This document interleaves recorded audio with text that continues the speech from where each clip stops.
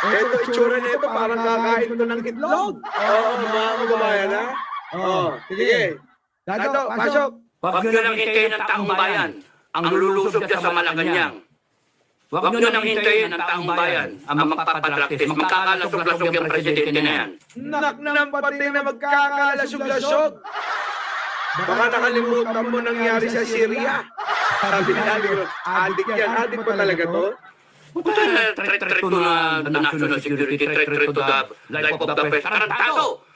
The president is the threat to the future of this country. Nak ng pati na.